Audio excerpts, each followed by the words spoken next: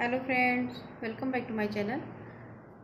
हम लोग देख रहे थे क्लास 10th के प्रीवियस ईयर का बोर्ड एग्ज़ाम का पेपर हिंदी का देख रहे थे। आज हम लोग देखेंगे।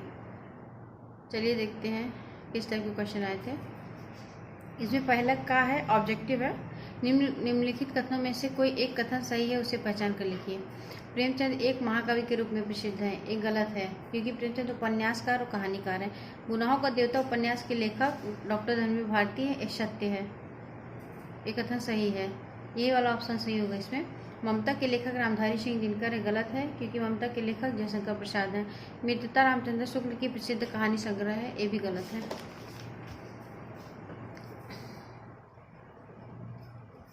निम्नलिखित कृतियों में से किसी एक के लेखक का नाम लिखना है।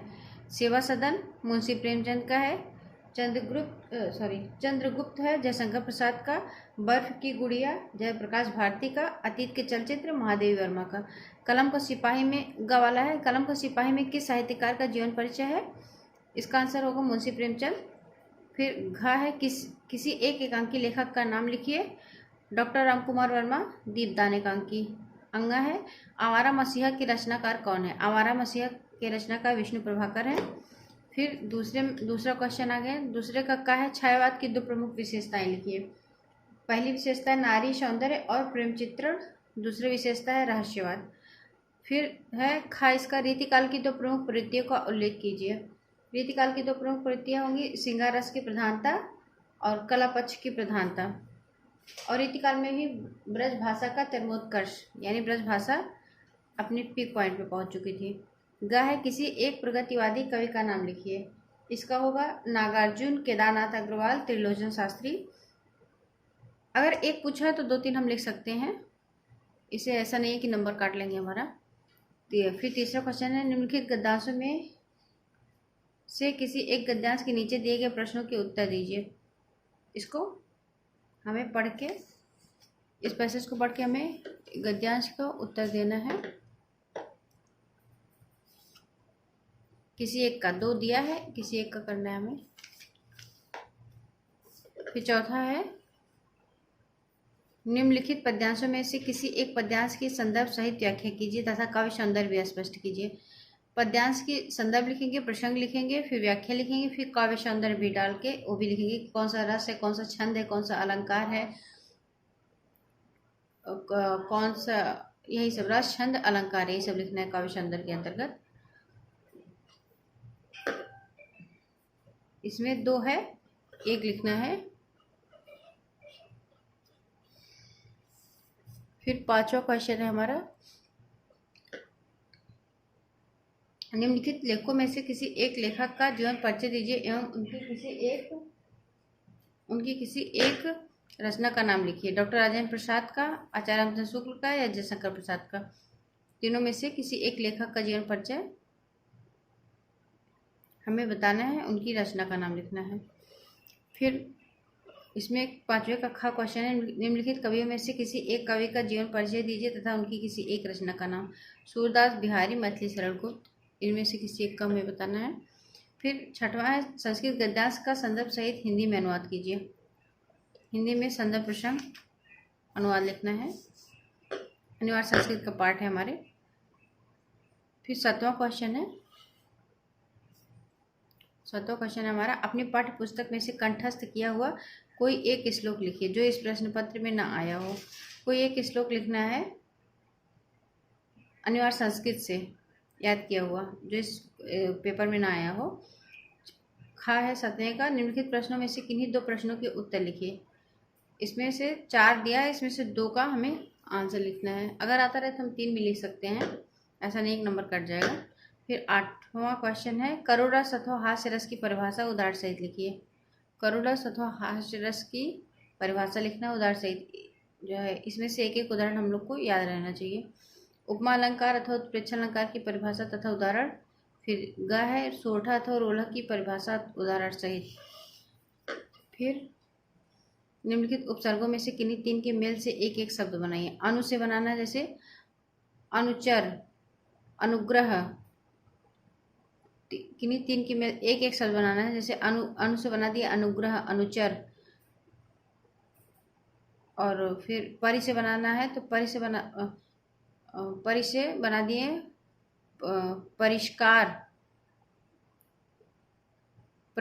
नहीं प्रतिज्ञा नहीं होगा, परी से बनाना है परिक्रमा, अभि से बनाना है तो अभिशाप, अभिवादन, अप से बनाना है अपयश। इसी तरीके से सु से आदि से इसी तरीके से बना देंगे। तीन ही शब्दों का बनाना है।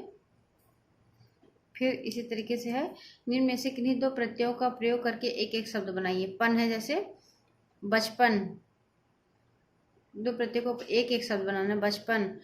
आई का पढ़ाई, वट का बनावट, हट का आहट, ता का पढ़ता। निम्न में से किन्हीं दो शब्दों में समास विग्रह कीजिए तथा समास का नाम लिखिए। पाप पुण्य, पाप और पुण्य द्वंद्व समास। नवरत्न द्विगु समास होगा। तिरंगा, तिरंगा में 3 रंग है जिसके अर्थात तिरंगा झंडा की बात हो रही है तो हमारा इसमें बहुब्री समास होगा। फिर इसी तरीके से निम्न में से किन्हीं दो शब्दों के तत्सम रूप लिखिए। कपूत का कुपुत्र होगा, कुआं का कूप होगा, जीरा का जीर्ण होगा, जीर्ण माने पुराना, दूध का दुग्ध होगा, चरण का चरण होगा। किन्हीं दो शब्दों के दो पर्यायवाची शब्द लिखना है। अग्नि का आग, अनल, पावक। आम का रसाल और आम्र। किनारा का कूल, कूल माने किनारा, कुल माने वंश होता है ना, कूल, तट। पक्षी का खग, विहग।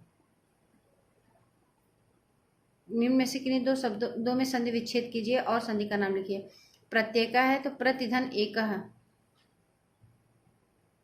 प्रतिधन एकः, इसका हो जाएगा यड़ स्वर संधि। पित्राज्ञा है, पितृधन आज्ञा, हो जाएगा दीर्घ स्वर संधि। यद्यपि का यदिधन अपि, यद्यपि में हो जाएगा यड़ स्वर संधि। प्रत्युत्तरम में प्रतिधन उत्तरम, यड़ स्वर संधि। इसी तरीके से निम्न शब्दों के षष्ठी विभक्ति का बहुवचन रूप लिखने।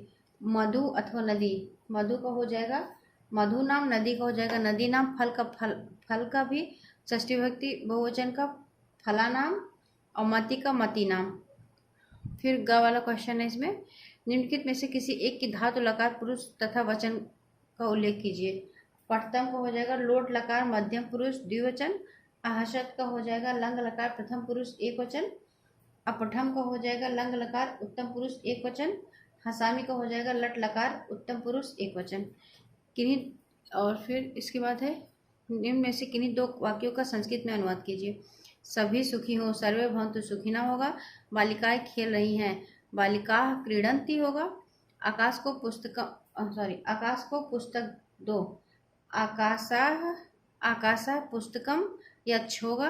वृक्ष से पत्ते गिरते हैं, वृक्षात् पत्राणि पतन्ति होगा। भारत हमारा देश है, भारतः अस्माकं देशः अस्ति।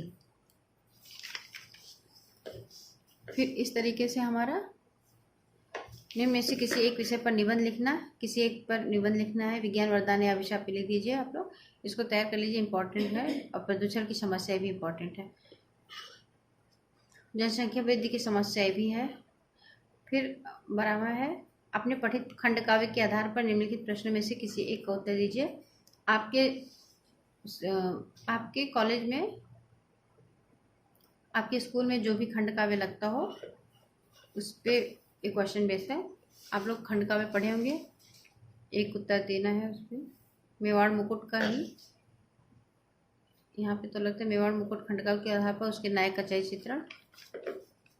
फिर इस तरीके से बस लास्ट हो गया। अगर वीडियो पसंद आया हो तो चैनल को लाइक और सब्सक्राइब करना मत भूलिएगा। फिर मिलते हैं नेक्स्ट वीडियो में। Thank you.